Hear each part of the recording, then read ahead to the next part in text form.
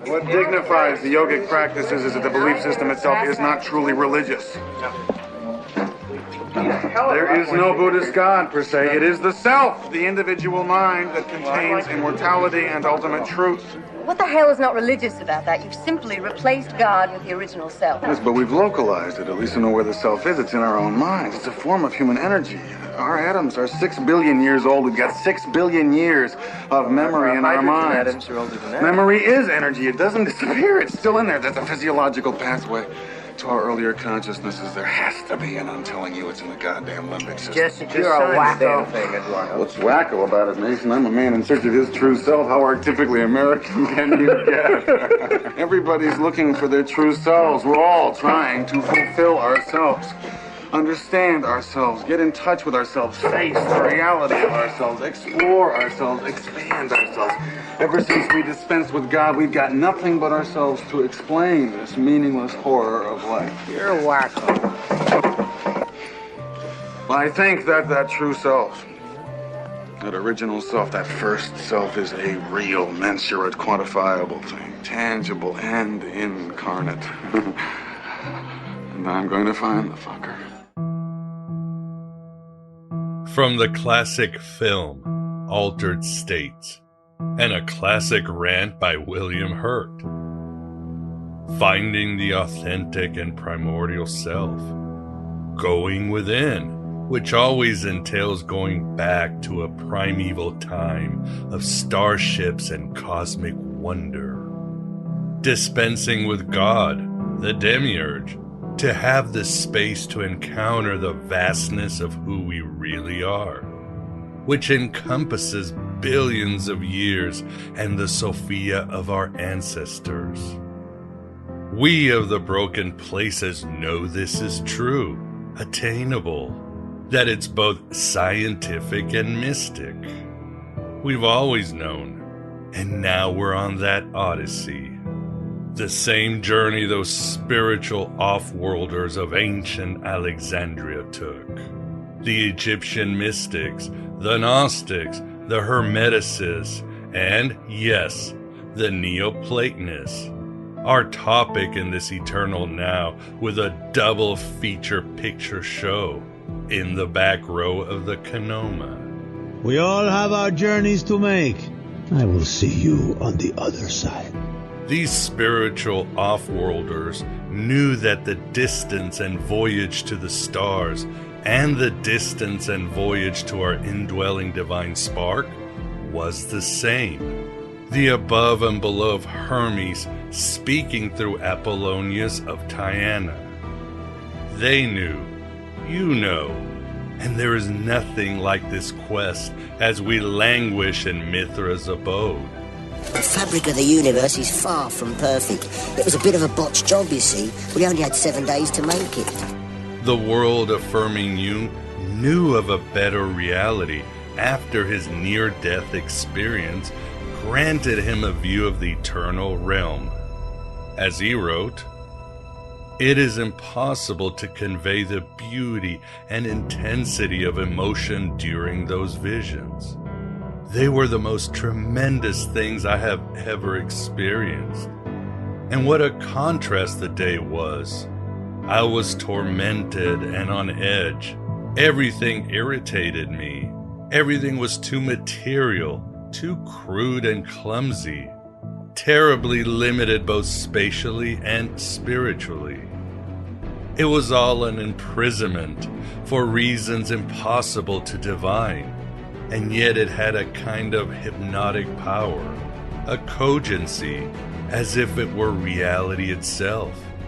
For all that I had clearly perceived its emptiness.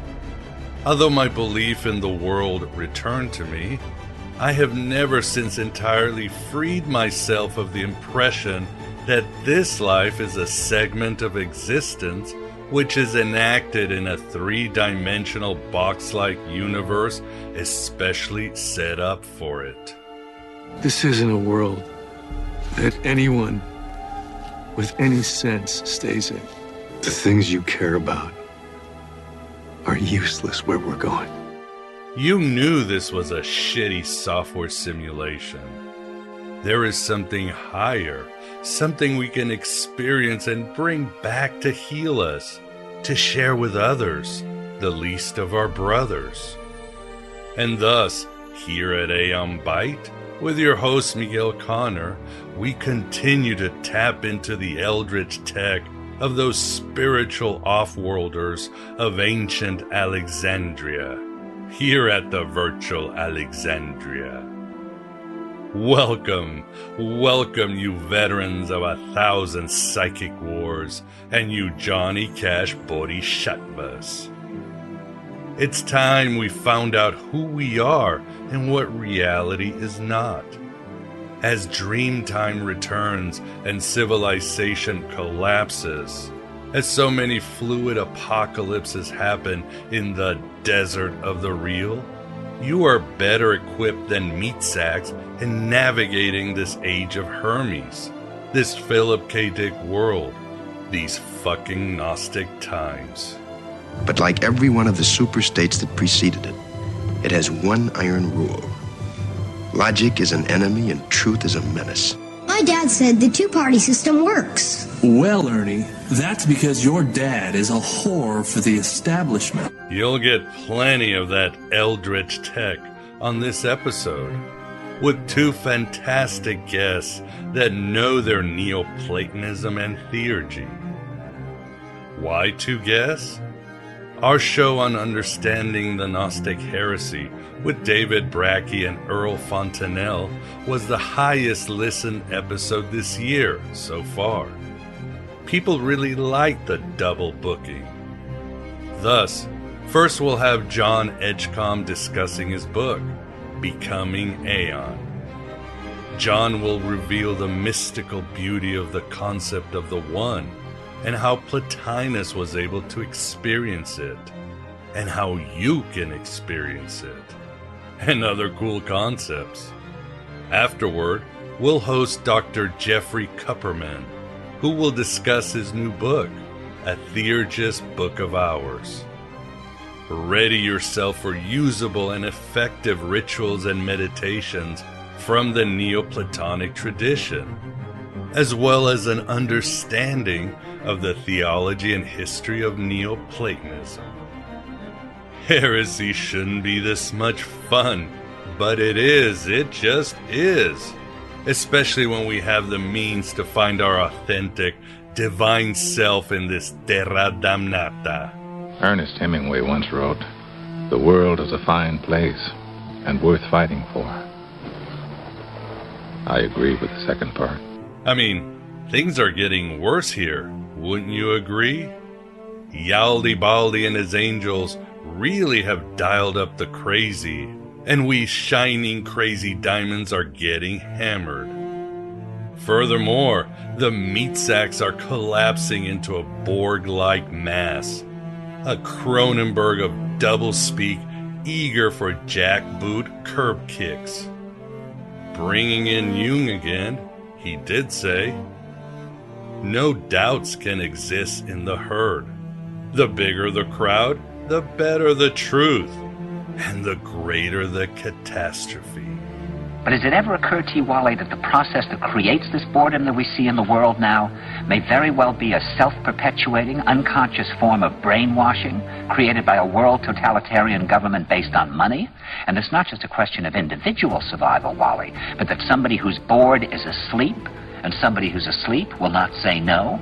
It was Lao Tzu who said the more laws we pass, the more outlaws we create. And as the Chinese proverb goes, laws are useless when men are pure, unenforceable when men are corrupt. There are, of course, those who do not want us to speak. Where there is fire, we will carry gasoline. We are drowning in laws, in misinformation, in mass media gaslighting. We can't trust the rulers of this age. It reminds me of that old Jewish story where the demiurge wants to bully a righteous rabbi.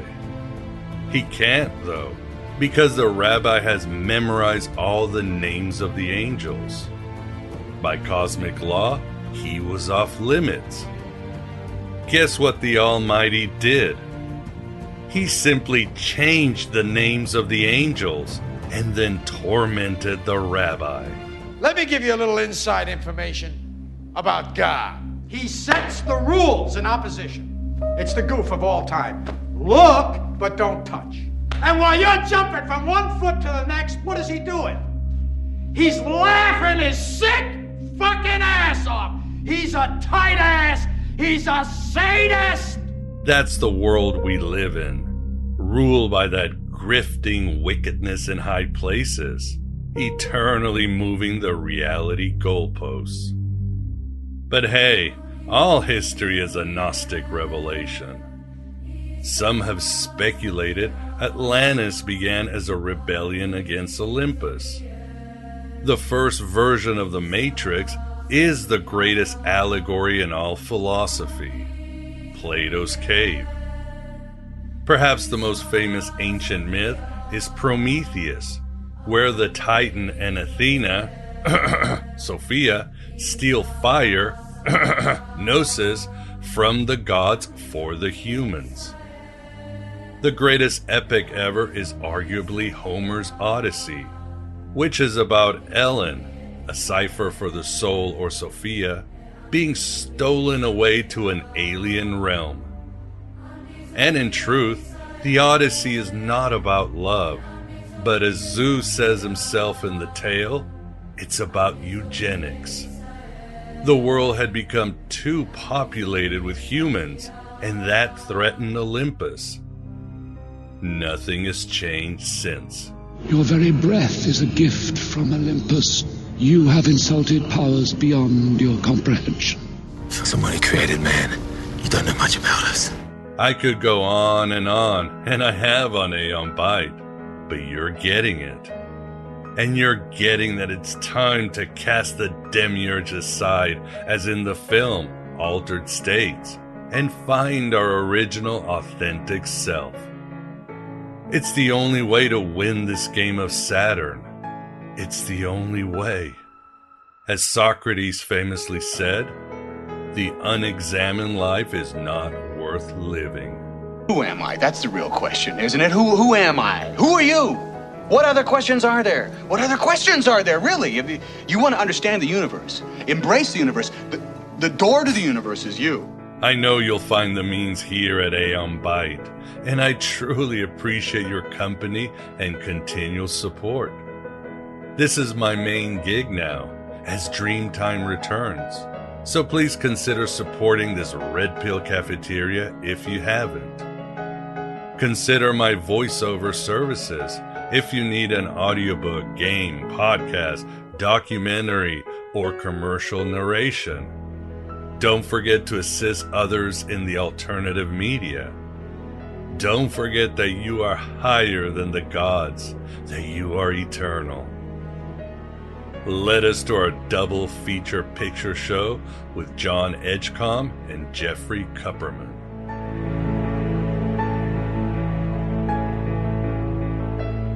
Finn, do you remember? Yeah, I think so. A long time ago, I was you, sort of. And I crashed on Earth and became a butterfly or some biz. And I guess it was just some random absurd thing. Just a joke I've been playing out for centuries. Who's creating the joke? Are you? And if so, then are you my creator? Maybe? I don't know. Probably not. Probably not, but who knows? I've been around forever and experienced so much impossible junk. I've embodied all that is good and evil. And now we're here. It's unprecedented. And I give you a choice. Come with me to the end and the beginning, or struggle here a while like a beautiful autumn leaf. What's that bell sound? Cool, man.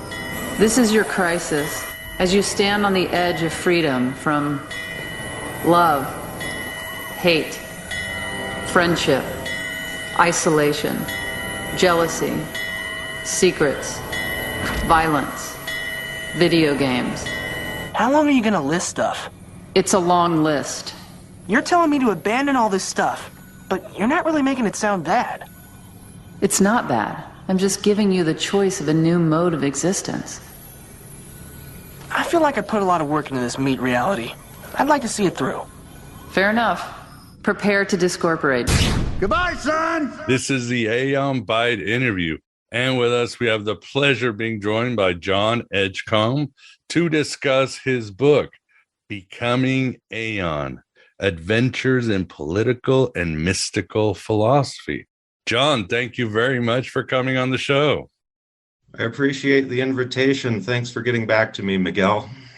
Oh, pleasure is all ours. I enjoyed your book. It took me to some great places in a sort of a short time, but it was really a good read. I think there's so much for everybody, and it's amazing how you're able to cover so much ground in so little time. I was looking at your book, even the last part where you do this very short, brief history of mysticism.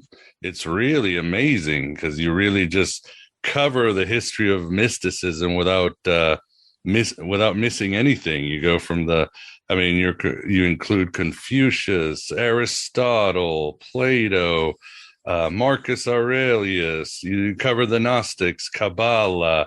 You cover Rumi. It's just Shankara. So good job at the end. I would tell the audience, just for that, you should take it out. It's a billion times better than Wikipedia, but it's also a good short read. But we'll get to this too. I wanted to share this with the audience.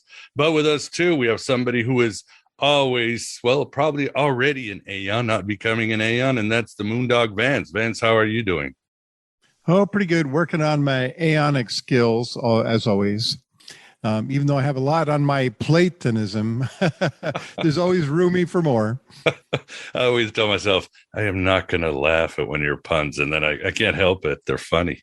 Or maybe they're not funny, and that's why I laugh, because one way or the other, either painful or funny, right? Yeah, exactly. Or both.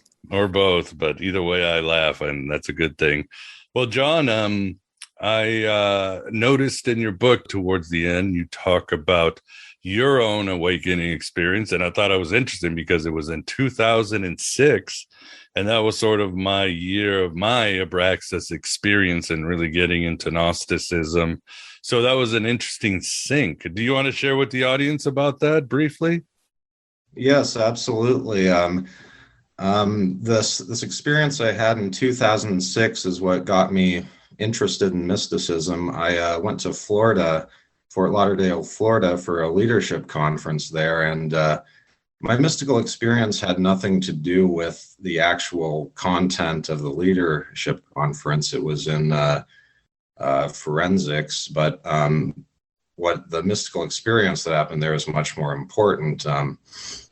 It's sort of a process of traveling that didn't happen all there. It happened, it sort of culminated in Reno, Nevada, once I got back from Florida, where I live.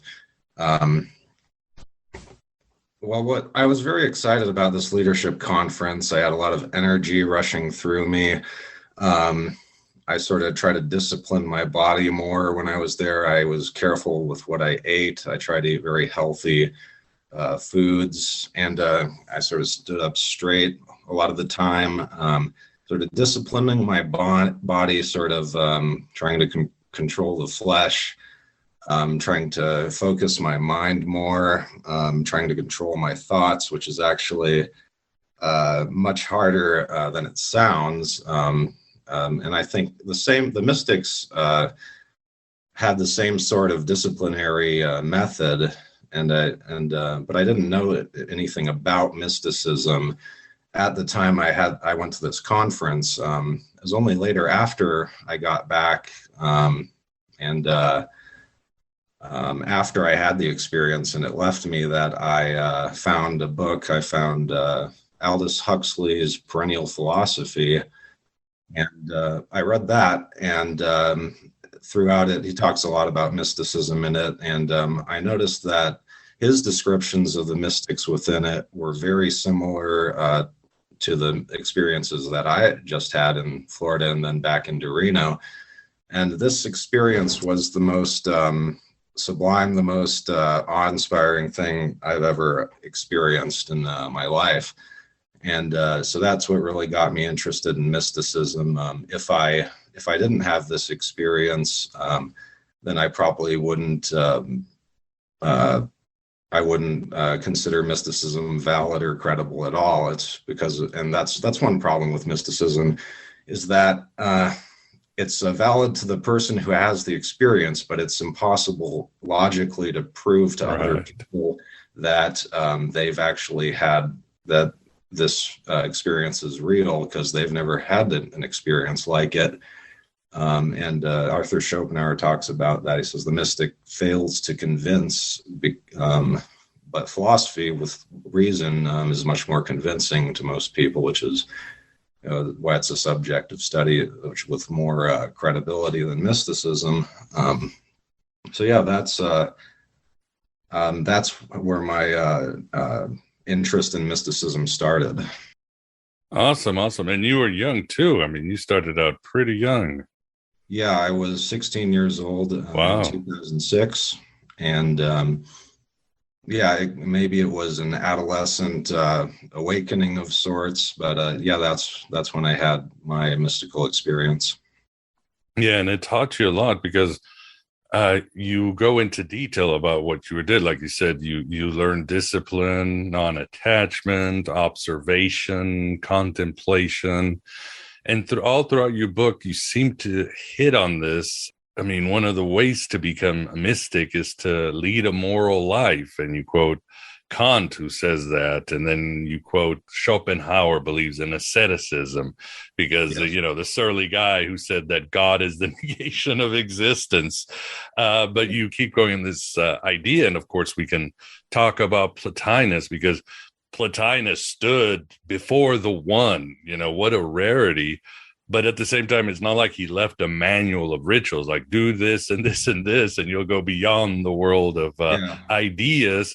But he lived the life of a philosopher, non-attachment, contemplation, having virtue. So you would say that is the central role, you would say, or a very important role of a mystic, is just to be a moral, virtuous person who is not attached to the illusions of life, the temporality of life, perhaps?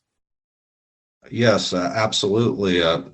Some people would say once one has such a mystical experience that one's never the same afterwards, as life has changed. Once you've had a comprehension or an experience of union with God or the one, you're changed forever. There's a passage in the Bible that says something like, the one who sees God will forever be changed. Or one can look at the one who looks at God will not look and live.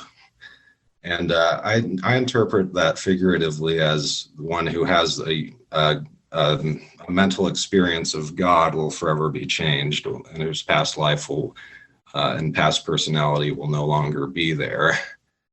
Yeah, that makes sense, because people are always looking for. Well, there's a lot of people who are seekers. Do you think anybody can become a mystic, or just a few? What's your thoughts on this? I think for most people with the current lifestyles they live, they cannot. I think in the modern agree. I think in the modern world, it's become harder to become a mystic because of there are so many creature comforts and attachments to the body now that have to be overcome. However, in William James's book or collection of lectures, The Varieties of Religious Experience, he does give many examples of people who do have spiritual experiences of mysticism and union with God around the time he was around, which was the early 20th century. So it may be much more common than we think. They're just these accounts are never written down or recorded. Oh yeah, for sure. Well, let's talk about the one, and I love talking about this. I mean, there's something about, your book, again, covers so much ground, the history of mysticism, the approaches, the different figures, and so forth. But obviously, there's a concentration on Plotinus and that idea of the one, which, of course, came from the pre-Socratics. And Plotinus was just doing commentary on Plato. But what I love when I read Plotinus, I get teary-eyed because it's just beautiful. There's something about him that just stirs something within my soul. And what I love about people talking about the one is that it's like Gnostic cosmology. Yeah, you can read it, but 10 people can describe it, and you get like 10 wonderful interpretations. I mean, these works are, in a way, they're living and they're charged by the people who interpret them. So yeah, I know I'm talking a lot, but yeah, let's talk about the one and let me know where you want to start. I mean, many questions your book answers is how can something come from nothing? Yeah, absolutely. Plotinus is probably my biggest interest in the figures of philosophy. I'll begin with where this concept of the one first started, or some of the earliest sources we have about the one. And this idea of the one, it first originated with this pre-Socratic philosopher named Parmenides, who lived about 475 BCE. He was a Eleatic. He was from the Eleatic school in Italy, which was then a Greek colony. He first proposed his philosophy of the one, that the one is all there really is. The one is all that exists. Everything else that we experience in the material world is really an illusion. That, in a sense, all existence is a giant silver sphere. That there's this one, and it's perfect, and the illusions of materiality is just an illusion. The one is behind this illusion that we experience. Is one of his disciples named Zeno said there really is no motion, and he gives a logical argument for that. But yeah, they don't give any credibility to empirical experience. What we perceive and experience in the material world is an illusion, so we can't really trust it. Parmenides' teacher, Xenophanes, said that God is the one. If we believe what we read in Aristotle's Metaphysics of what Xenophanes says. So this concept of the one is very similar to the concept of God, of the supreme being. It's also very similar to the Hindu conception of Brahma, that the world is Maya, the world is illusion, in that Brahma is the supreme reality. So it is a pantheistic concept of existence, that everything is really God.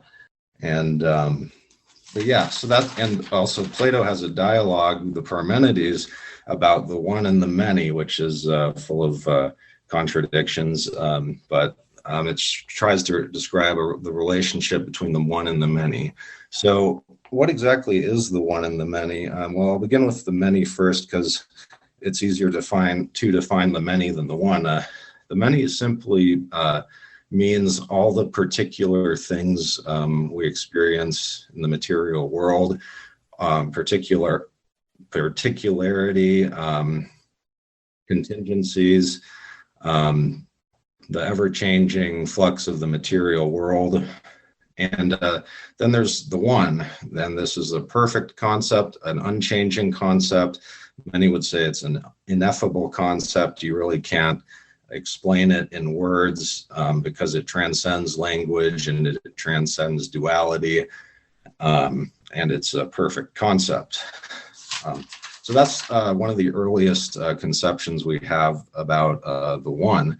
Now, but Plotinus, around 600 years later, uses the same term, the one, and it has many of the same features and attributes. Plotinus, he was a Neoplatonic philosopher. He lived about 205 AD to 270 AD. Not much is known about his life. He was born in Egypt, and he ended up in Alexandria to study philosophy in his 20s. He was looking for a teacher he liked, and he found one in a guy named Ammonius Saccas, who he probably got his Platonic ideas from. Now, I've read the Aeneid once. Reading the Aeneid is a lot like reading Aristotle, a commentary on Aristotle's categories. Aristotle was very influential all throughout the Middle Ages, and reading the Aeneid is just like reading a commentary on it. It talks a lot about Aristotelian categories. It's very cut and dry and rigid because, Plotinus actually never really wrote anything.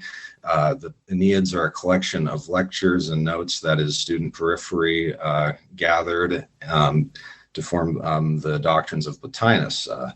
Plotinus would say himself that this knowledge should be kept secret, and it's really somewhat superlative or contingent to write about it, because the mystical experience can't really be communicated in language. You have to experience it yourself to really understand the full story.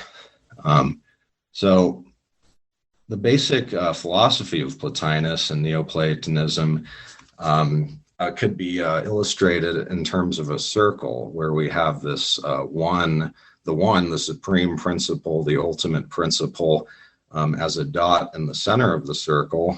And from this supreme principle, which is also the source and creation of everything, emanates first the spiritual realm, and then the material world, in three basic stages of the material world, the spiritual realm, and the one at the top.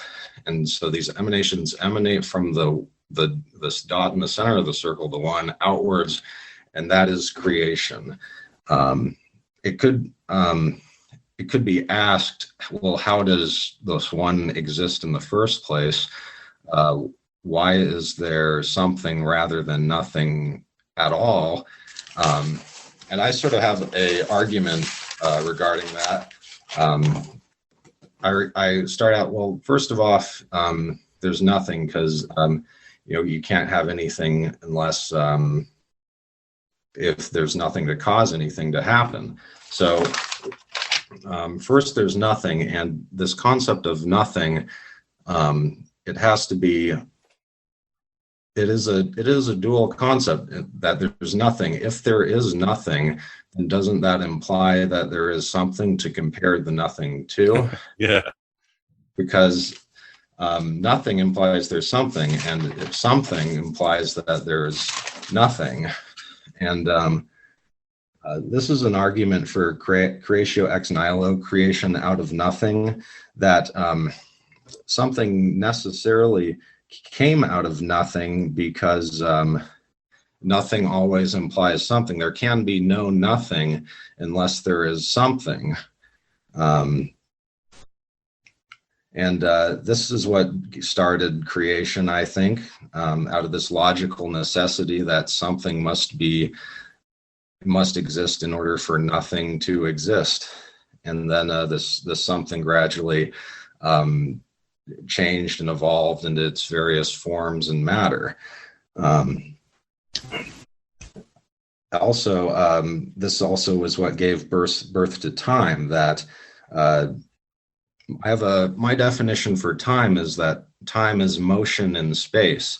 Without any motion, there would be no time. And in order for there to be motion, there have to be things that exist that are moving in motion. Yeah, I love that part of your book. It was amazing. Thank you. And because of this, we're stuck in time. We're always stuck in motion. Everything's constantly moving. If everything stopped, then there would be no time. If there's no motion, there's no time. Everything would stop.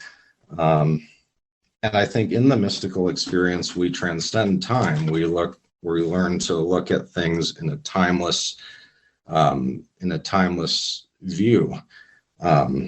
I think this is a point of that passage in the book of the Gospel of John, that whoever believes in Jesus Christ shall not die, shall have eternal life.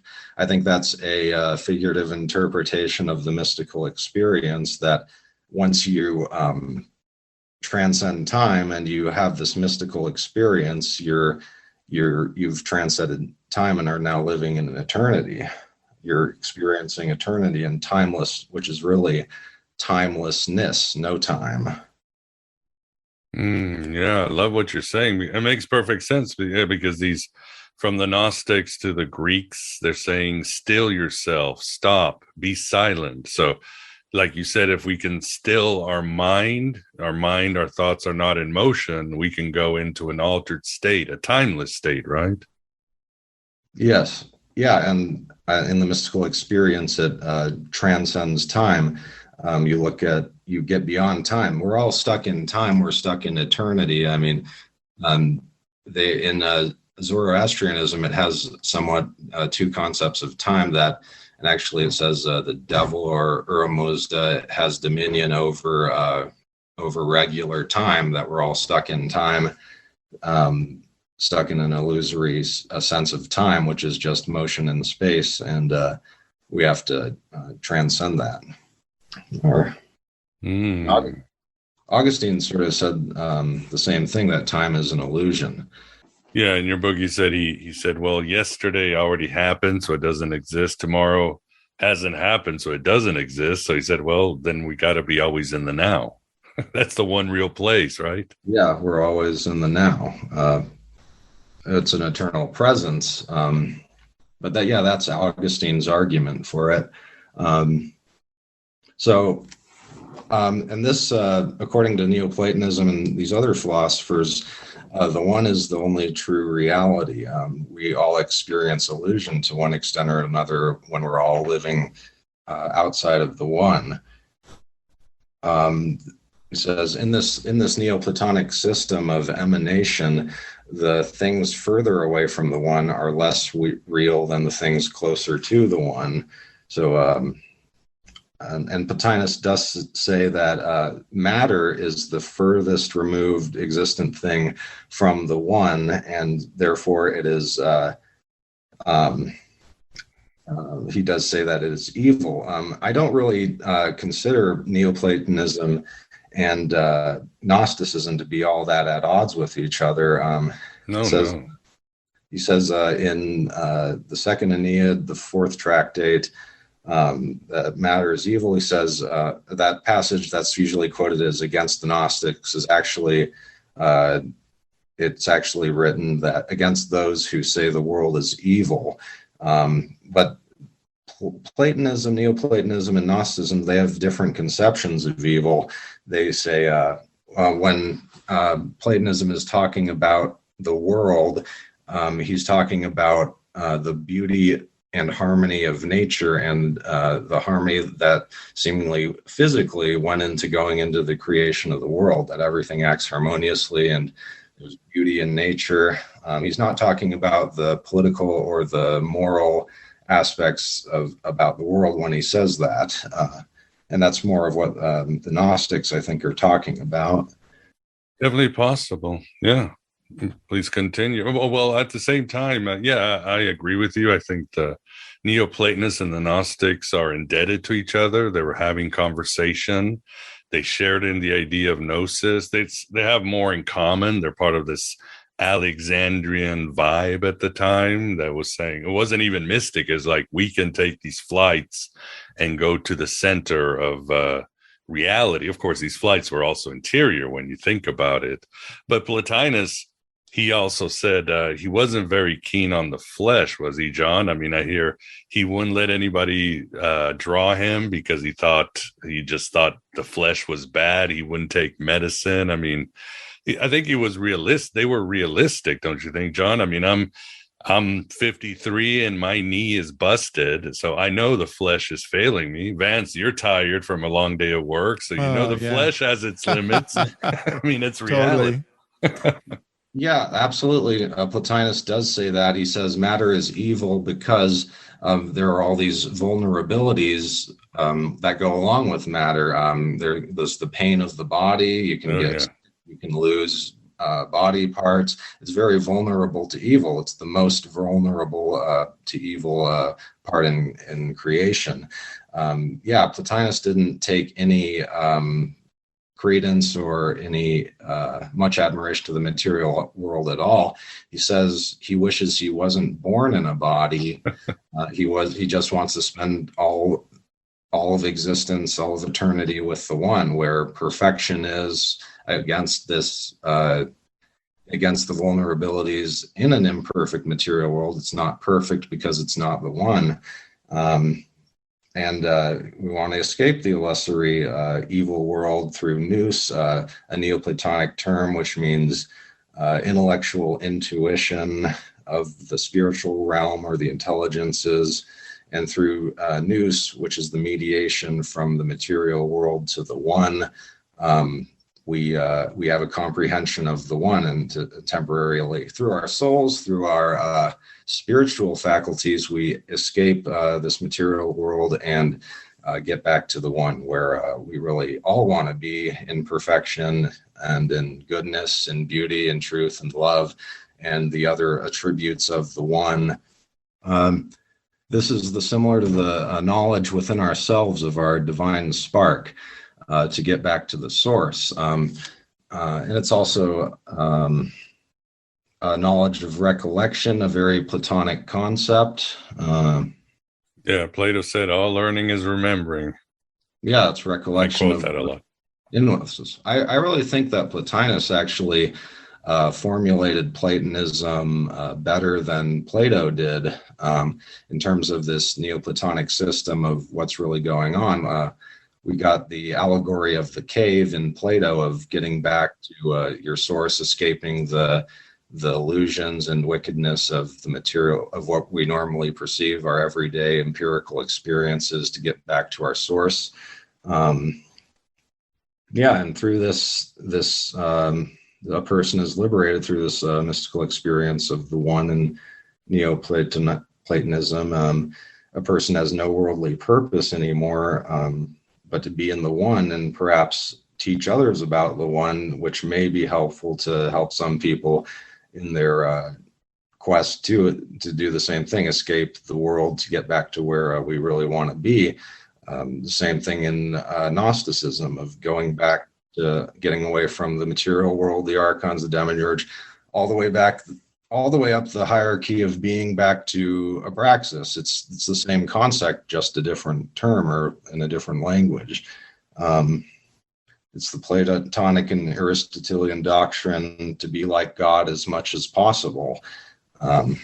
It's also said that truth is beyond the mind, or the truth, which is the one, the most real entity in existence, is beyond the mind, beyond our empirical perceptions of the material world, and beyond our association of ideas to the spiritual realm. Well said, indeed. Well, then one day, when Plotinus finally gets to be the one contemplates Plotinus, and he thinks, I wonder what it's like to be Plotinus. Yeah, maybe. And there you go. That may be why he created Plotinus and all the other people, for a way to know himself, or as a means. Well, thus it is said, right? Mm-hmm. Exactly. Yeah, and I think the Gnostics were heavily influenced by Plato and Middle Platonism. I agree with the Gnostic scholar Knock that Platonism or Gnosticism is Platonism run wild. I think if we look at Middle Platonism, the basic concepts in that is that we have that virtue in Middle Platonism and in Neoplatonism is more of a means to an end. Virtue is a means to get back to the one.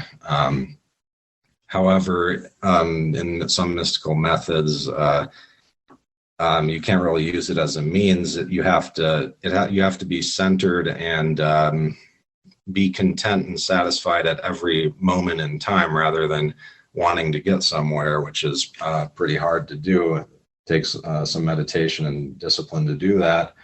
Yeah, the Gnostics took the Platonic idea of recollection of what already is within us, our divine spark, as the divine sparks were scattered across the cosmos and placed in everyone.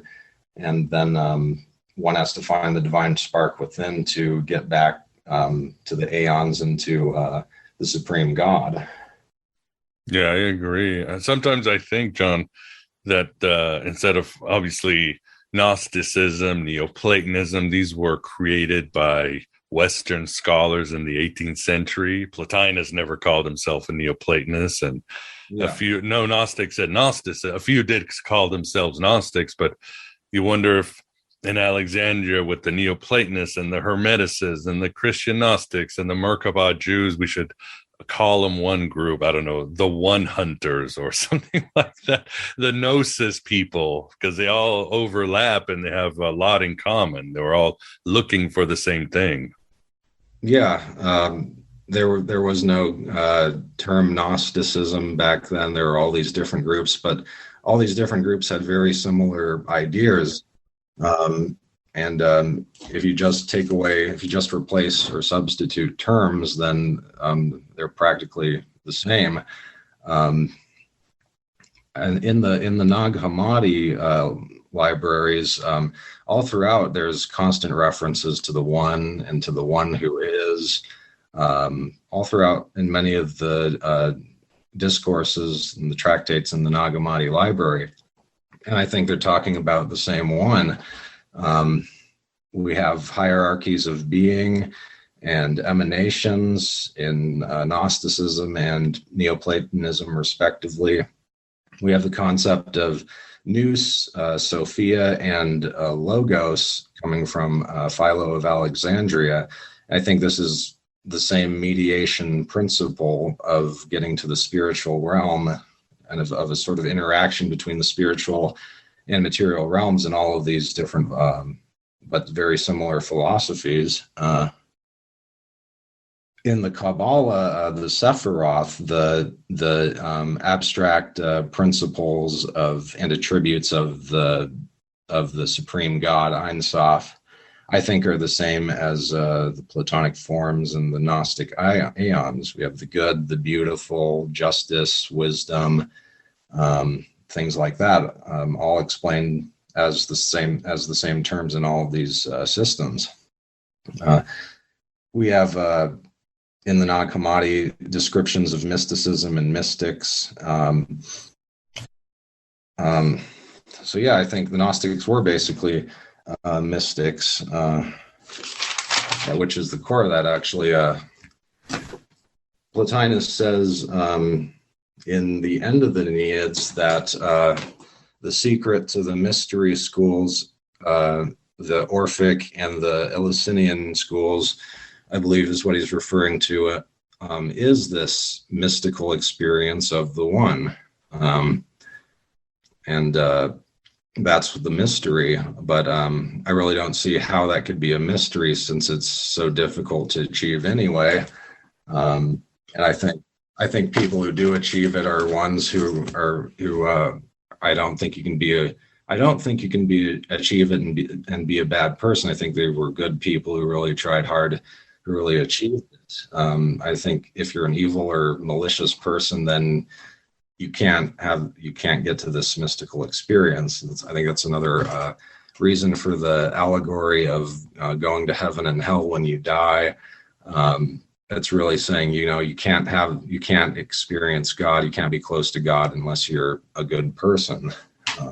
Another thing is the influence of Neo-Pythagoreanism on Gnosticism, which was a movement almost contemporary with Middle Platonism that, and they thought they would revitalize the school of Pythagoras, but they brought in some new or undiscovered things concerning what they called the monad or the one and the dyad, the duality that arises or that the monad induces.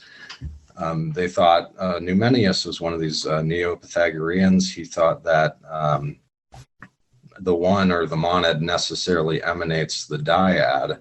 And I thought this paralleled the Gnostic concept of Abraxas and Barbello, of the one emanating duality from nothing to something to a duality or to a change in form of the something.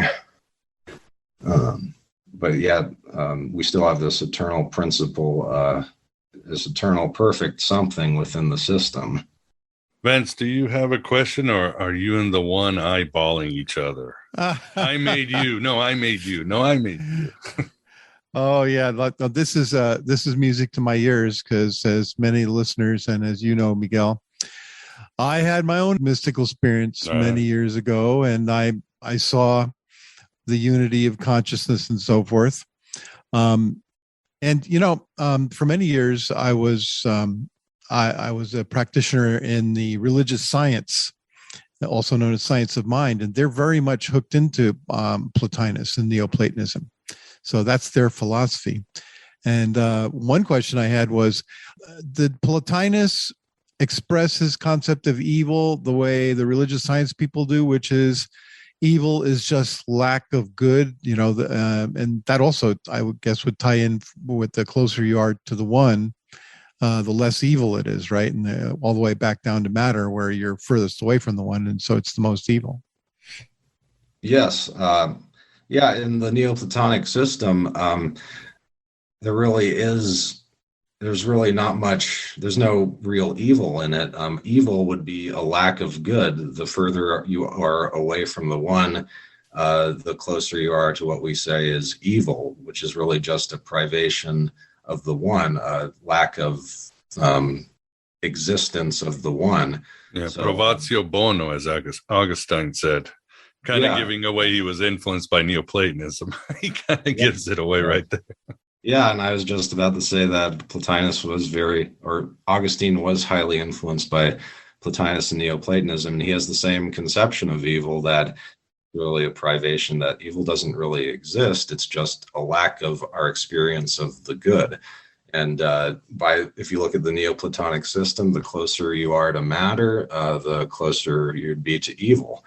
I think the archons would be associates of matter, or the further we're immersed in matter and materiality, the further away, the closer we are to evil, the more the archons have dominion over us.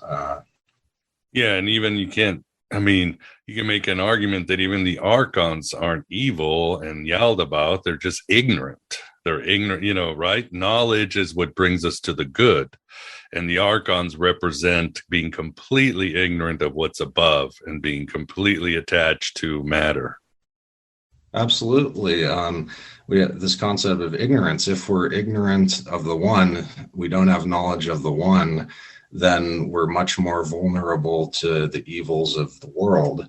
And in the Corpus Hermeticum, the Hermetic doctrines and the Gnostic doctrines, the main point of Hermeticism and Gnosticism is salvation through knowledge of God. And that if we attain this knowledge of God, then in a sense we're liberated from as much as we possibly can be from matter and the material world, and we're saved. We transcend time. We're in the place that we really want to be in. I wanted to talk about the meaning of life. I write about that in my book. And I think it's very important. The three basic things which I think the meaning of life are beauty, truth, and love. I think these things have an intrinsic value in our lives. And nothing that I can think of would be more meaningful than these three things. I think these three things are one, and they can be expressed as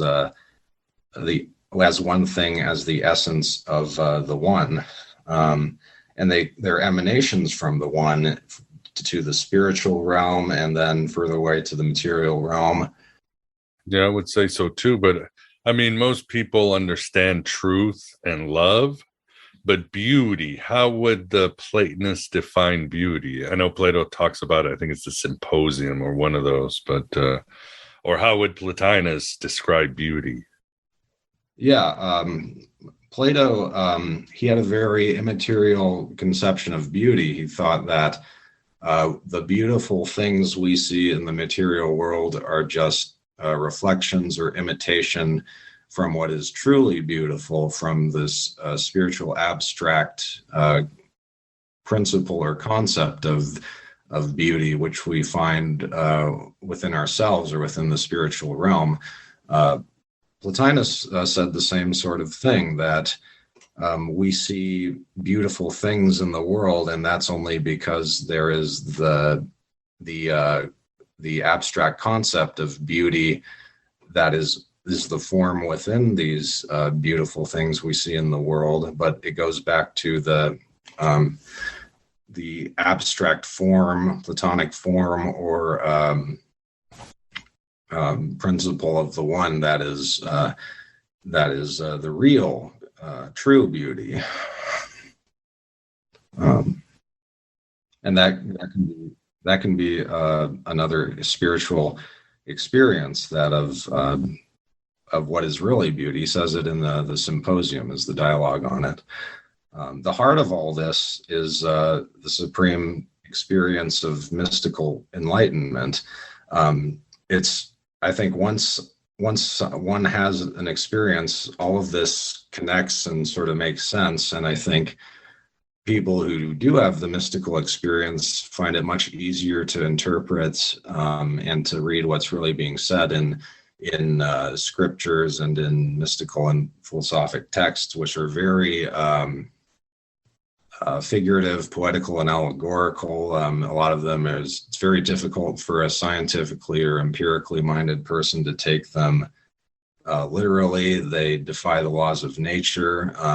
But so I do think they should be, much that defies the laws of nature within these texts should be interpreted metaphorically and exegetically, to see what they're really saying behind the figurative language. That's one reason I really love Neoplatonism and philosophy in general, is that it doesn't coat the truth in this metaphorical, poetical language. It tries to express the literal truth the way it is, what's really going on, and I like that much better. I think it's more honest. It's much more esoteric.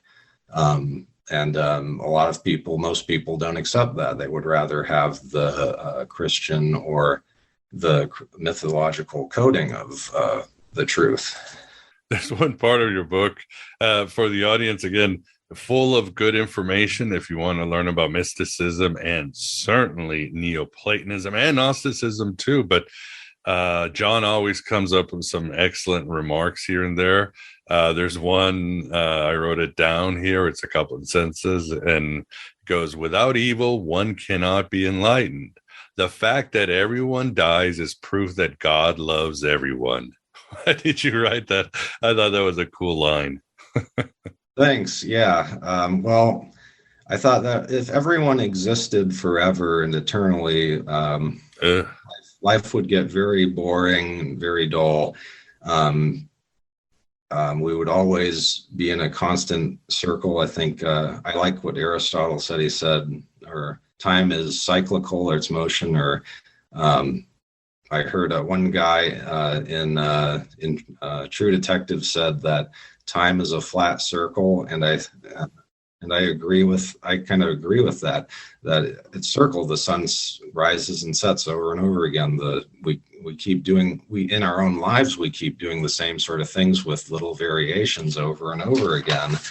And I think once we die physically, we are the part of us that is divine. Our divine spark goes back to the one. It goes back to where it was before we were alive, and then we really are in eternity with the one. It's sort of a universal salvation that we go back to where we really are. Just philosophy is a preparation for death. Yeah, Socrates said so. Yeah, well said. Yeah, could be like the Stoics said, everything just starts over and eternal return.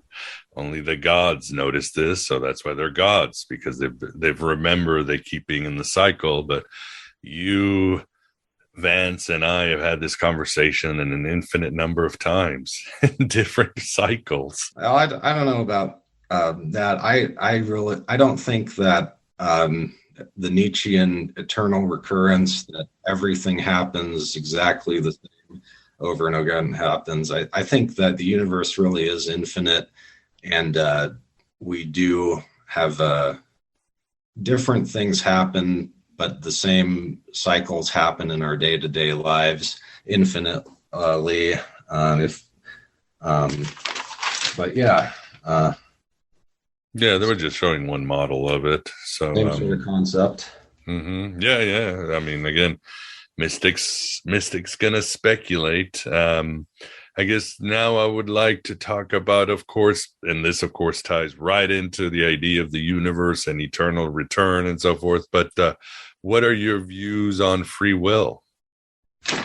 I'm a determinist. I think we're physically determined that we can't walk through walls, literally. No. That we're determined to go to bed, to get up, to take care of our bodies. And yeah, I think that there's some people are more free than other people. If you have a mental disability, then you're not as free as someone who doesn't have a mental disability. And you can't really, there's certain extents of free will. You can't really say that one is completely true or the other is completely true, because of these extents of different people being capable of doing things more than other people are capable of them. But I think that the people who live in accordance with reason are much freer than people who don't, who are slaves to their appetites or slaves to their desires. So there's all this extents to how free are you. I mean, the closer we are to God, the closer we are to one, the more free we are. So I think that's as free as we can possibly get in our lives, in our physically determined lives. Yeah, I think you're 100% right. Limited free will, but as we awaken, it gets better. And what about your view on reincarnation? I believe you write reincarnation is both true and false. Well, I think that literally, like in terms of the Hindu conceptions of reincarnation, that you die, if you're bad, you are reincarnated as a bug, or if you're good, yeah, you're reincarnated as a Hindu priest. I disagree with that. I think that the same personalities and the same types of people keep coming up over and over again in history. So the same sort of personality or soul in that sense keeps coming up again and again. But almost 90% of women have cellulite. And guess what? It's not their fault. We don't choose cellulite, but we can choose a different way to treat it. Meet Quo, collagenase Clostridium histolyticum, AAES, the first and only FDA-approved prescription injectable for moderate to severe cellulite in the buttocks of adult women. This non-surgical treatment is injected by an aesthetic specialist in 10 minutes or less. Individual results may vary. Do not receive if you are allergic to any collagenase or ingredients in Quo, or have an infection at the treatment site. May cause serious side effects, allergic reactions including anaphylaxis, and injection site bruising. Seek medical help right away for any signs of allergic hypersensitivity. Tell your doctor about all your medical conditions if you have a bleeding condition, or take medicine that prevents clotting. Most common side effects include bruising, pain, hardness, itching, redness, discoloration, swelling, and warmth at the injection site. Ask your doctor about all possible side effects and for product information. If you're ready to get to the bottom of your cellulite, learn more and find a specialist at Quo.com. Our individual persons, to our own time and place, are not reincarnated with our memories wiped clean into another person. I don't think that's the case. I think that Hindu reincarnation is yet another figurative interpretation for being a good person will make you a better person, or being a bad person will make you a worse person, and you'll be lower and lower, close to matter, or further and further up into the spiritual realm if one is good. But It's difficult being a mystic or a Gnostic in the 21st century because we live in such a society that's so un-Gnostic, and is not even really spiritual much. But maybe since you've met so many people with like-minded views, maybe you would say that's more so than what meets the eye. But when you watch or read the news, you're entering a narrative written, directed, and produced by the demiurge. Yeah, you ain't whistling Dixie. These are some strange times, and I would certainly agree with you. And Vance, do you have a question for John on any of these topics? Yeah, I've probably got about 1 million of them. All right, shoot a few. But how is it that we can have all these multitudinous divine sparks, but the one is really one and unified and is really not separate from anything? Yeah, the old question of pantheism and pantheistic can work together, right? Is he everywhere, Right. Yeah, that's a good question. Well, the supreme principle, it's so powerful, so immense, so transcendent that some would say it just burst forth creation out of its power, its incomprehensive power and mightiness, and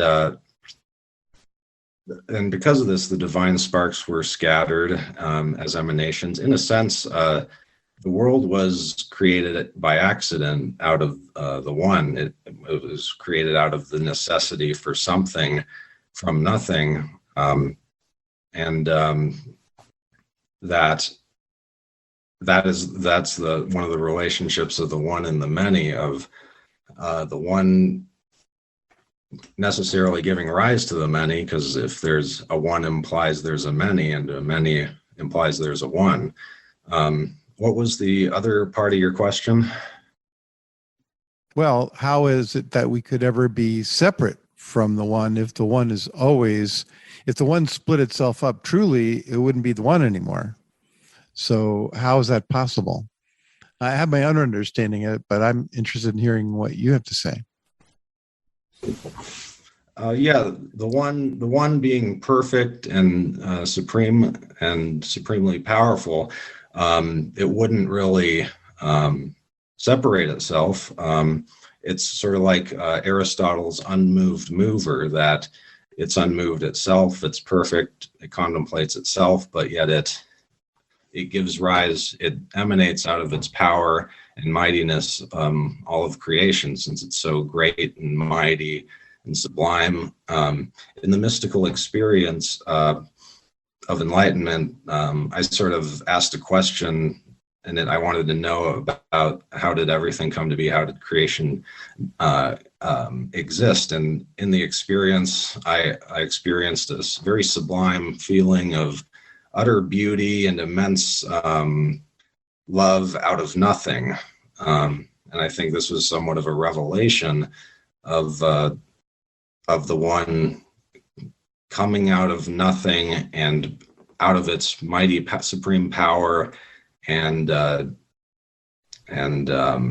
strength or mightiness, bursting forth creation all the way down to the material world. You would have to create time first, right?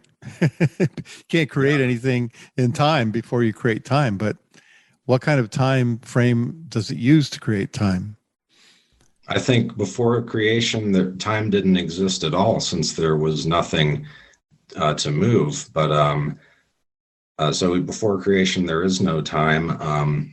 Once the logical necessity of something having to exist from nothing came about, then that was the beginning of time.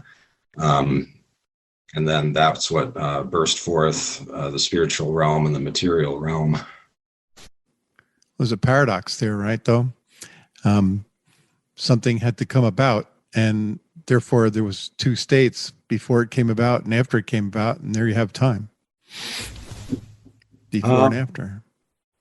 Well, the something nothing, emergence does seem like a paradox, but if you look at the infinite regressive causes, it doesn't make sense because there's always another cause, and what caused the infinite regressive causes. And so what led me to creation out of nothing, and this logical necessity of something having to exist, and the logical necessity of the one bringing about creation out of its supreme power, and it really is a beneficial entity of bringing out love, beauty, and truth, and emanating these out into the cosmos. But the further away we get to them, the closer we get to matter,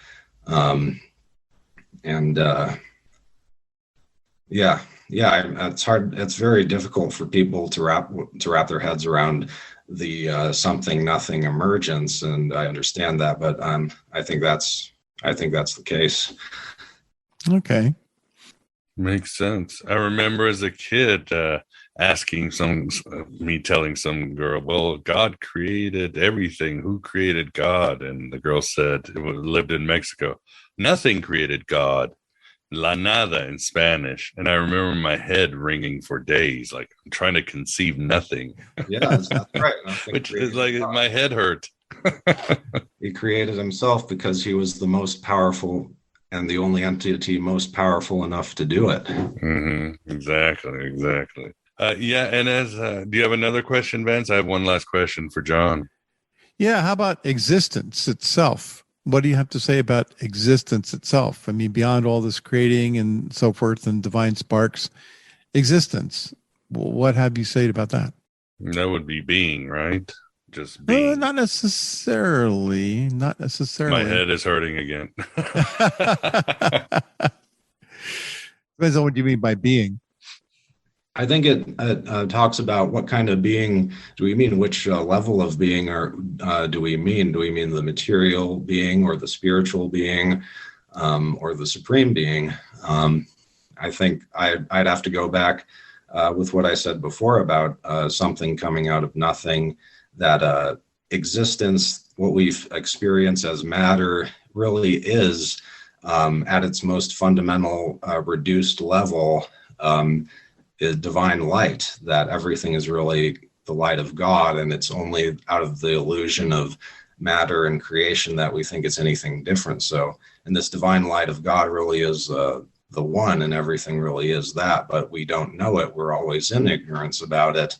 And at the mystical experience, what we perceive to be true at its fundamental level, we escape that illusion momentarily and see reality for what it truly is. So that I think that everything at its most fundamental reduced level is divine light or oneness. Yeah, existence. I think it was timeless. Existence is timeless. Always was, and always will be. That's I don't think anything got created or uncreated, or it's just all of it is. And inside the mind of this thing are an infinite number of conscious things, each of which creates its own subjective time, but they all exist simultaneously, and they're all unified in fact, but the illusion comes about that we're separate, and here we are. That's my take on it. Sorry, I just had to share that. Yeah, the infinity within the one.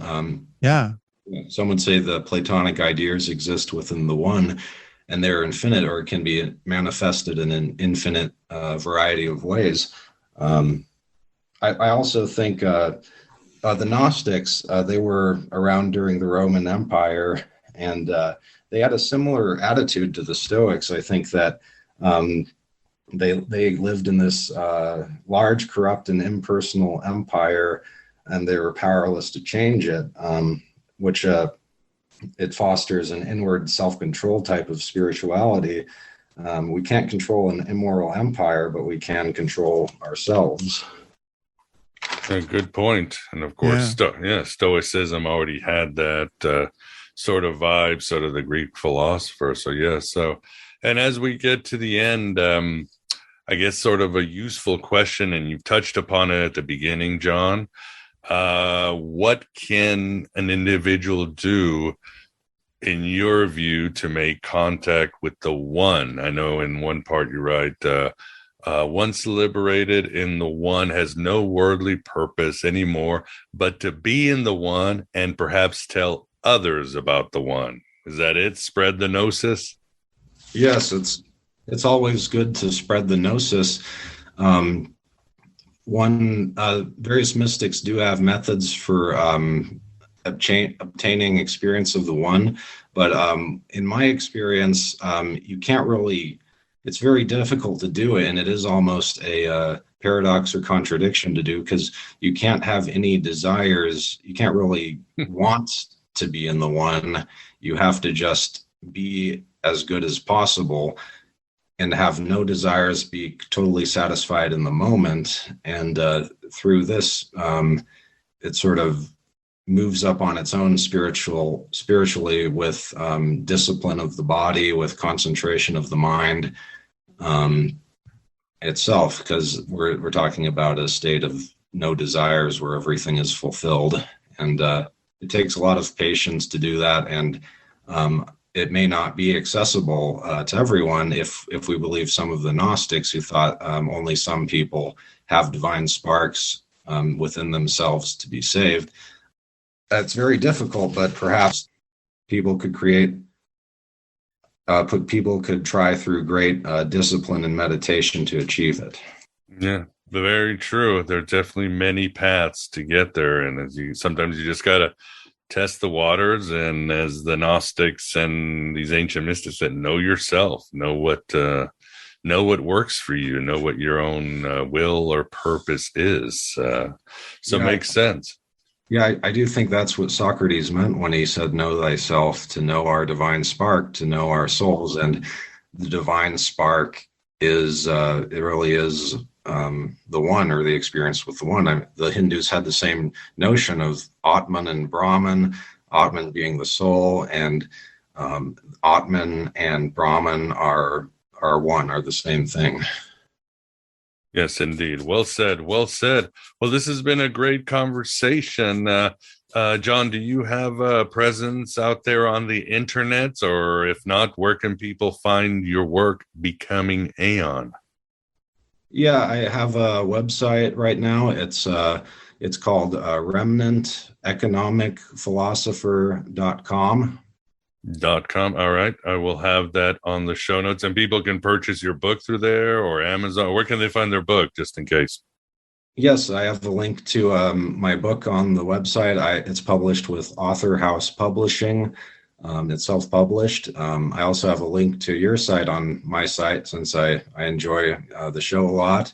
And you'll find a lot of my ideas there. Awesome. Yes, in this modern times, unlike the ancient times, the Neoplatonists and the Gnostics need to hang together, or as Benjamin Franklin said, will hang apart. Yeah, basically the same system. And once Christianity got in there, it just took on a Christian terminology. Yes, agreed. Awesome. Well, first of all, Vance, thanks for keeping us company in this journey from the one to many to Vance, Miguel, and John. Infinite diversity through infinite combinations. Idic was in Star Trek. Remember that?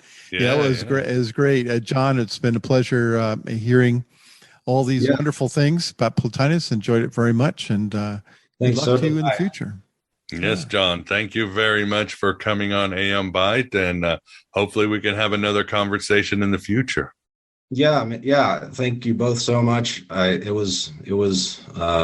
went very well.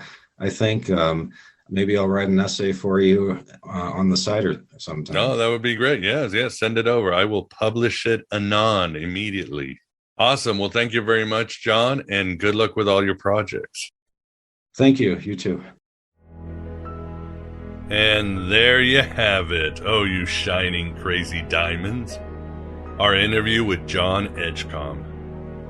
Ready to embrace the way of the philosopher, which, as Socrates said, is just about preparing to die. I'll let you ponder this But now let us to our interview with Dr. Jeffrey Kupperman on A Theurgist Book of Hours, complete for all subscribers. Write your own gospel, live your own myth.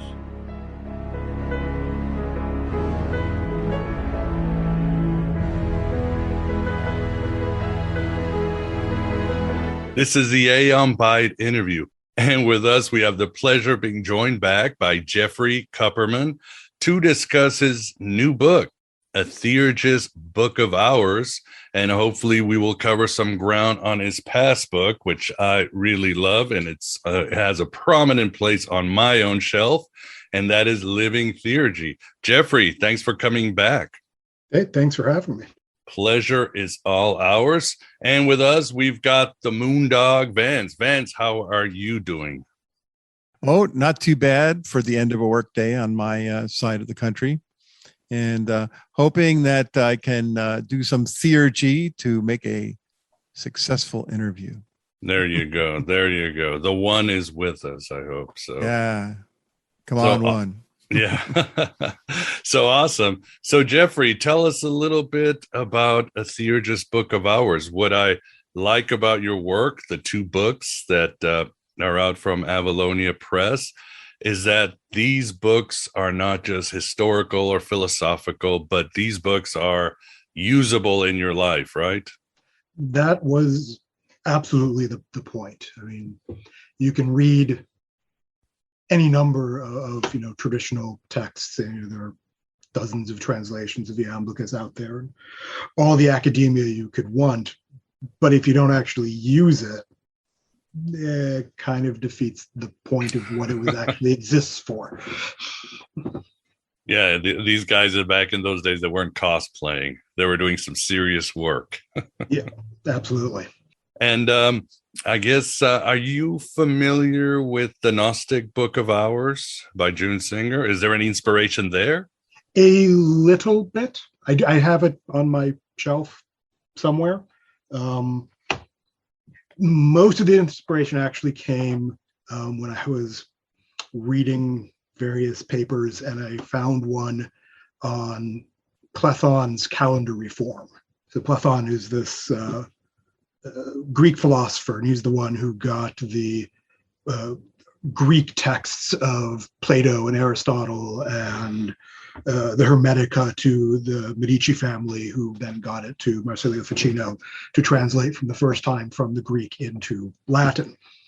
And Platon is this interesting guy. He starts off as, Greek Orthodox, and as he gets more into reading Plato, he basically becomes a neo-pagan.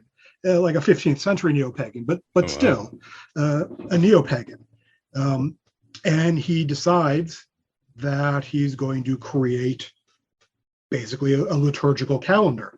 I think the book was called Nomi, N-O-M-I. It was burnt by the Orthodox Church, so we only have bits and pieces of it left. But there are two fairly extensive articles on how the calendar worked and how it interacted with the months and the lunar cycles and things like that. And so I was reading those and going, well, that's a neat idea. Someone should do something with that. And I looked around and I was the only one there, so I guess it was for me. It was your destiny. And you would say your book, I really enjoyed it. This is something that anybody can use, or do they have to have a certain level of understanding or attitude about Platonism or Neoplatonism, or is this something that can useful to any seeker out there? My intent is that it could be useful to anyone. I think Proclus and Iamblichus are sort of clear on the nature of prayer in its relationship to theurgy, and that really any prayer can be theurgic in nature. It's not the prayer itself so much as the prayers. That's probably not a word, but the person who is praying and their approach to that prayer. So, if you are a devout Roman Catholic and you want to do theurgy, cool. There are like dozens of books of hours that you could use. If you are wanting something that is far more platonic in nature, then, hey, I wrote a book for you. And you can certainly use that, but you don't need to necessarily be this, great master of theurgy, or, have read all the Plato and all the Iamblichus. Really, if you can follow along how the 3 or 4 different calendars sort of interact with each other, anyone can use it. Awesome. And yeah, for the audience, I definitely also advise a Gnostic book of Hours, because somehow June Singer can make the darkest parts of the secret book of John sound inspirational and useful. But in a book of Hours, just so the audience knows, that is simply let's see, as you write, a monastic practices without entering a monastery, right? It's like being a lay monk, part-time monk. Basically, rich people, because they're the only ones who could read and afford these things, decided, hey, these monks, they're like closer to God. We like that too. But I don't really want to be a monk. So can we get like monk light, please? And so they did the prayers. Dummies Book of Monks, right? Yeah. Monks for Dummies. Exactly. BuzzFeed. Did they read them every monks. hour? In other words, are you supposed to practice it, and like every hour you'd open the book and read another passage? It depends on which book of Hours.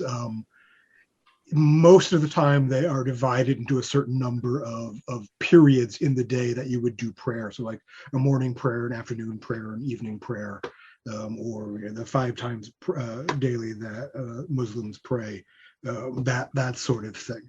I think most, and this is trying to remember something that I looked up many years ago. I think most Christian books of Hours tend to do 3 periods a day.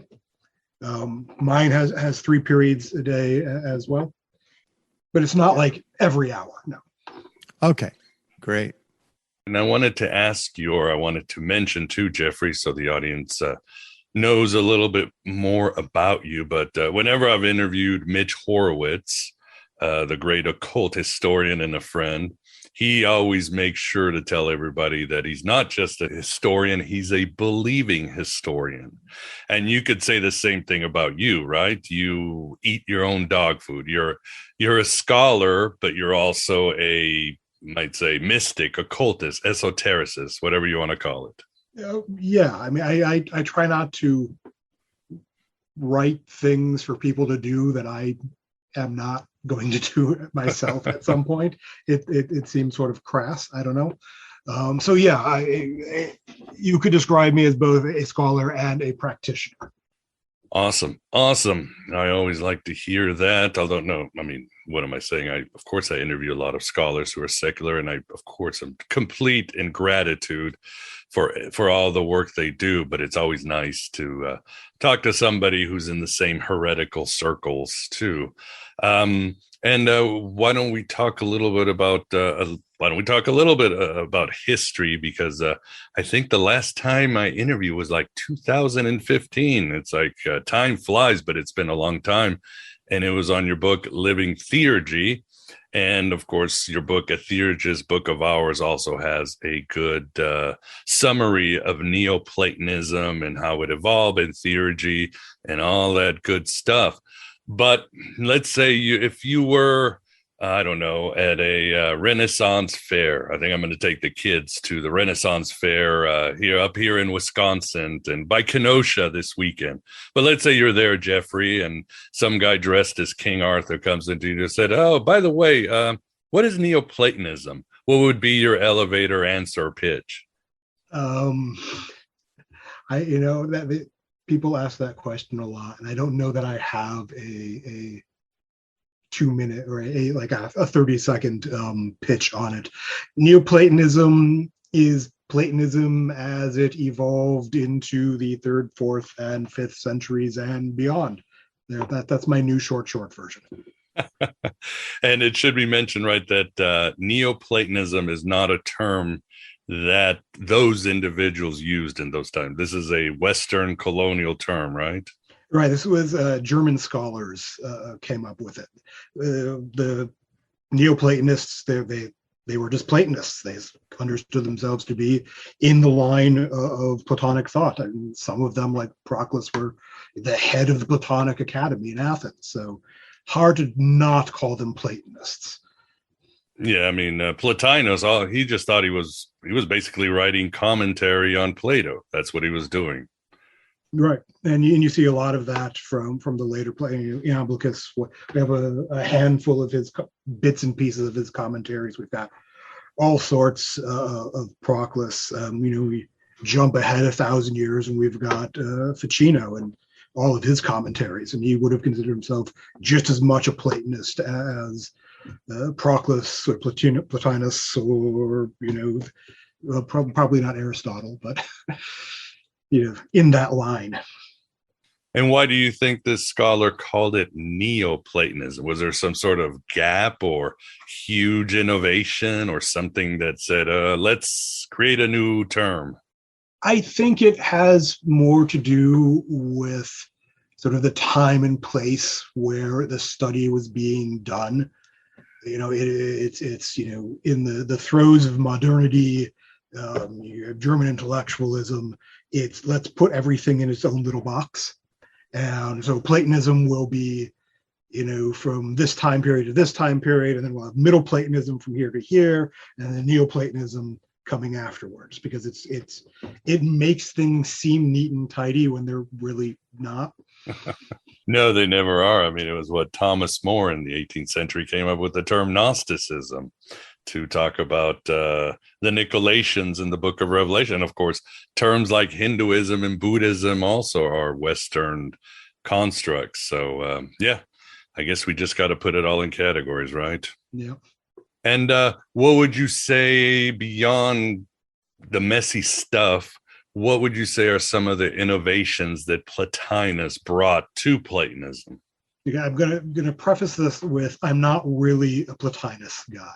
Mm-hmm. And in many ways, I think Plotinus is almost, if not as much of a Middle Platonist as he is a Neoplatonist.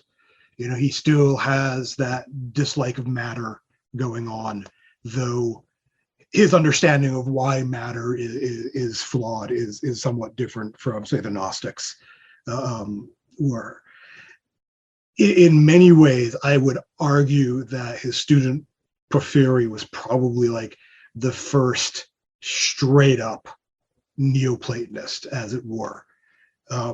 In general, the things that we sort of see coming out from this time period are like a reification of the idea of the one from Plato's Parmenides, which probably did, and this is a dialogue where there are a number of hypotheses postulated to explain basically how everything is. And if everything comes from something, how does that work? If everything comes from nothing, how does that work?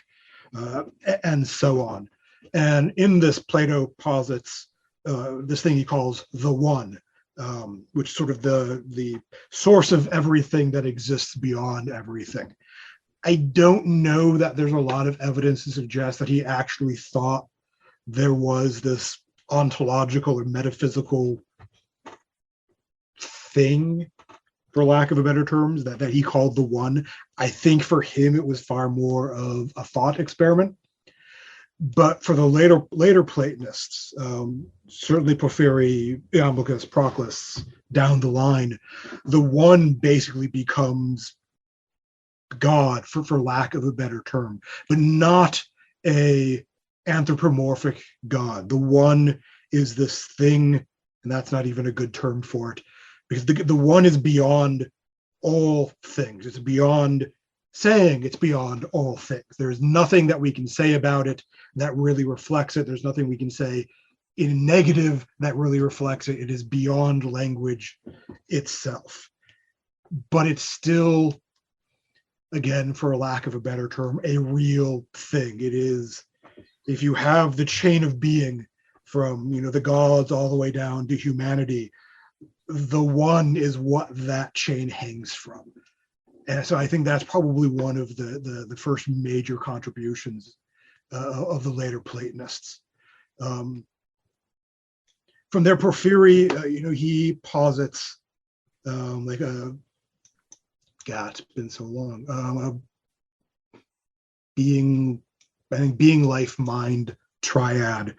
That all things have being, but only some things have being in life, and even fewer things have being, life, and mind. So that becomes a mainstay as well. Fascinating. And yeah, that is true, because I think Plotinus, or I think it's very interesting how you said it was a thought experiment, because I think Plotinus, he doesn't seem to think you're really going anywhere. I mean, he talks about you're going inward, and he stood in front of the one. It's almost like a state of being, a lifting of the veils. And so what happened, and of course, correct me if I'm wrong, is that the later Neoplatonists, they said, no, I think like Proclus, no, we actually have to go somewhere. Our souls have to take a journey, right? There's some exercises we got to do. Yeah, right. For Plotinus, the soul never really fully descends into matter. So there's always some bit of it contemplating the noetic realm or the gods or the one all the time. And so all we really need to do is sort of move back up to that. It was Iamblichus who said, no, the soul fully descends into matter. And so we must purify the soul so that it can become fully what it is, the divine being that the human soul is. But it's sort of interesting, because for Iamblichus, there is this sort of, you purify the soul and you disincarnate, but you never actually leave the cycle of reincarnation. It's just that you reincarnate differently. That most of us are, ne'er-do-wells, and we get pulled kicking and screaming back into our bodies by our daemons. Those who have sort of been around the theurgic block for a while tend to have a better understanding of how they should project a life, is how Iamblichus puts it. And that more or less they tend to pick the right thing, but they're still somewhat mired in matter. So while there's a certain amount of choice about how the incarnation takes place, what type of life you're going to have, you're still being pulled back into the body. It's really these sort of top tier theurgic sages, I call them. I think Dr. Gregory Shaw refers to this as like bodhisattva-like beings, who, because their souls are entirely pure and free of matter, they still reincarnate, but they do not become confused and lost in that incarnation. They always retain memory of themselves as a divine being. And so they engage in the sort of demiurgy, this work with the divine creator. And that's, again, you said bodhisattva, that is to basically improve the universe, get others to wake their butts up, that kind of stuff? Or yeah, pretty much. Interesting. And what would you say is theurgy, or when did theurgy start or come to the scene as another spiritual tech? It's probably been around since Middle Platonism. We know that Porphyry was certainly familiar with it. Plotinus may or may not have been. There are some stories that he practiced magic, for instance, and whether or not that magic was meant to be theurgy is questionable. But it becomes sort of fully integrated with Iamblichus and his sort of famous text on the mysteries, which is what Messer Ficino called it. And it's basically this answer, or a series of answers to a number of questions that Porphyry posed to one of Iamblichus's students. And so Iamblichus sort of puts on this Egyptian guise, because the student was an Egyptian, and goes about trying to answer these questions and sort of rectify things where misunderstandings were possibly had. And I am pretty certain that in his academy, he would eventually have taught theurgy as sort of the top advanced sort of thing, that you would have started with basic Pythagorean philosophy, then Aristotelianism, then Socrates and Plato. And then once you had all of that stuff, he would actually teach about religion. And then once you understood theology properly, then he would teach theurgy as sort of that mystical application of the theology. So there's this very set philosophy, theology, theurgy order of how he taught.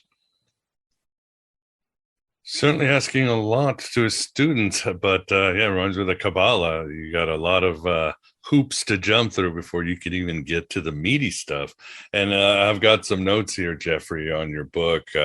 You call it God activity, engaging in the process of divination and demiurgy, only possible through the demiurge, and at some point it is becoming divine. Do you think that was the ultimate one, to be full divine individual here on earth? So far as possible, as Plato would say, but yes, I think that is the ultimate goal of theurgy, of becoming these theurgic sages, these bodhisattva-like beings, to help unfold creation alongside the gods and the divine creator. Makes sense. And it should be mentioned too, about the demiurge, and I think in modern times the Gnostics have won the PR when it comes to the demiurge. I think yeah, and I think they won. Yeah, go ahead. And and I have a lot of Gnostic friends, so this gets brought up almost any time I have to do a presentation on Neoplatonism. Yeah, who are you rooting for? I can't believe this guy. Yeah, it's like, but guys, they barely called him the demiurge, the Gnostic text. He had a name. Use that, please.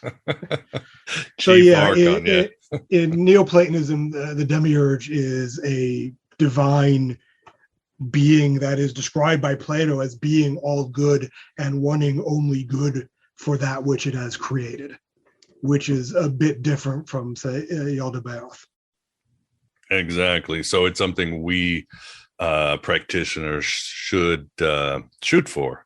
Create like the gods, if you would. Yeah, because if I were to pose this as a Christian Neoplatonist, the Logos is, I think, clearly the demiurgic being. I mean, you see it especially in Pseudo-Dionysius. So Jesus, Christ, the Logos, whichever you prefer, is the demiurge, which is clearly not the Gnostic view. But I think it's a valid Neoplatonic interpretation. Definitely. I mean, just